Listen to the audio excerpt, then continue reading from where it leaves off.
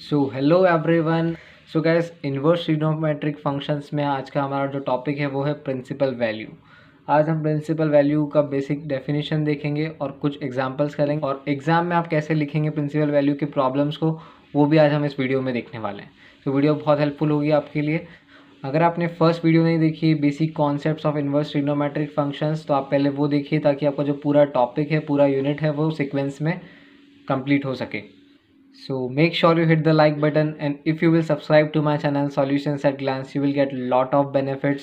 You will get free academic notes, exam strategies, and best content for JEE Mains, JEE Advanced, and BITSET and other competitive exams. And I will also help you out in your college counselings. So make sure you hit the like button and subscribe to my channel Solutions at Glance. So let's get started. So सबसे पहले हम देखेंगे principal value. So guys, the value of an inverse trigonometric functions which lies in range of principal branch is called the principal value of inverse trigonometric functions. Guys, एक बहुत ही important table मैं आपके साथ share कर रहा हूँ। इस table से आपको बहुत हेल्प मिलेगी क्योंकि आपका आंसर रॉन्ग आ सकता है अगर आपने इस टेबल को प्रेफर नहीं किया। So I request you to follow this table for inverse trigonometric functions. So guys, ये जो है इन्वर्स ट्रिग्नोमेट्रिक फंक्शंस है हमारे, ये उनकी डोमेन है और ये उनकी रेंज है। तो गाइज, ये जो रेंज होती है, इनकी जो वैल्यूज़ होती है, इन्हीं को हम प्रिंसिपल वैल्यूज़ बोलते हैं। तो यही डेफिनेशन है हमारी principal value of inverse trigonometric function की। अब हम देखेंगे कुछ एग्जाम्पल्स। सो जो हमारा फर्स्ट एग्जाम्पल है उसमें हमें कैलकुलेट करना है find the principal value of sine inverse of 1/√2। So guys, सबसे पहले मैं आपको स्टेप बाय स्टेप कैलकुलेट करना सिखाऊंगा, but after that we will use a short trick और आप उसको देखते ही किसी भी इन्वर्स ट्रिग्नोमेट्रिक फंक्शन की प्रिंसिपल वैल्यू बता पाएंगे। So let's get step by step, और एग्जाम्स में आपसे पूछते हैं तो आप भी स्टेप बाय स्टेप लिखेंगे तो आपको अच्छे मार्क्स मिलेंगे। सो let's solve this. So guys, जो भी आपके पास फंक्शन है, सबसे पहले आप उसको सपोज कर लीजिए late sine inverse of 1/√2 is equals to y।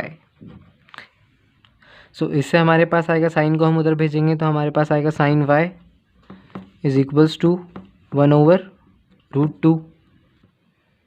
सो अब हमें पता है that sine π/4 is equals to 1/√2। So guys, अगर हम इसको इधर वापस लेके जाएंगे तो हमारे पास साइन इनवर्स 1/√2 बन जाएगा। सो गाइस, ये जो वैल्यू है यही हमारी प्रिंसिपल वैल्यू है इस इन्वर्स ट्रिग्नोमेट्रिक फंक्शन की। तो हम यहाँ पे लिखेंगे principal value of inverse trigonometric function का जो हमारा वैल्यू है, so therefore principal value is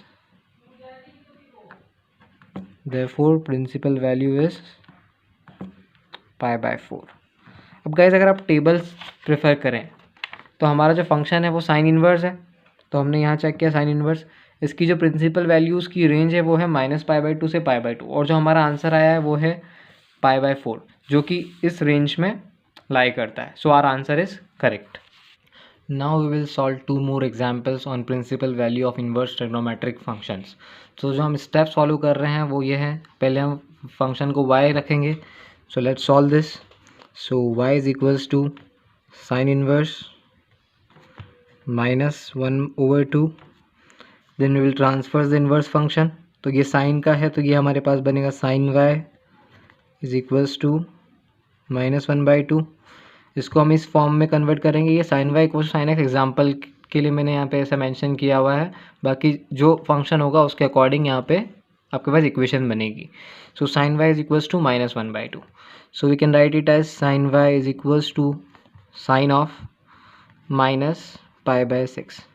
इसको हम ऐसा लिख पा रहे हैं क्योंकि जो हमारी साइन इनवर्स की जो प्रिंसिपल रेंज जो है वो है -π/2 से π/2, और -π/6 इसमें लाई करता है। सो हमारा आंसर डायरेक्टली हो जाएगा -π/6। So the principal value of sine inverse of -1/2 is -π/6, और हमने टेबल में चेक किया है कि -π/6 is the principal range of sine inverse trigonometric function.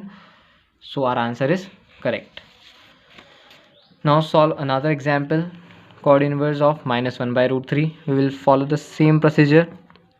So y is equals to chord inverse -1/√3. Now cot y is equals to -1/√3.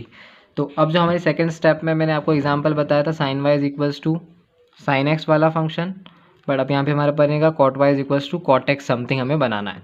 सो ये हो गया हमारा cot Y is equals to, ये हो गया हमारा माइनस कॉट पाई बाई 3। अब हम देखें अगर हम माइनस पाई बाई 3 लिखते हैं तो हमारा जो कॉट इन्वर्स का इन्वर्स ट्रिग्नोमेट्रिक फंक्शन की प्रिंसिपल रेंज जो है वो है 0 to पाई, तो माइनस पाई बाई 3 इसके अंदर नहीं आता है, तो हम डायरेक्टली इसको प्रिंसिपल वैल्यू नहीं लिख सकते। सो अब हम इसको ट्रांसफॉर्मेशन करेंगे। So cot Y is equals to cot, इसको हम लिख सकते हैं pi minus pi by 3। Cot pi minus pi by 3 को अब जब सॉल्व करते हैं तो हमारे पास माइनस कॉट पाई बाई 3 आता है। So this two terms are equal. Now we can write it as cot y is equals to cot 2 pi by 3.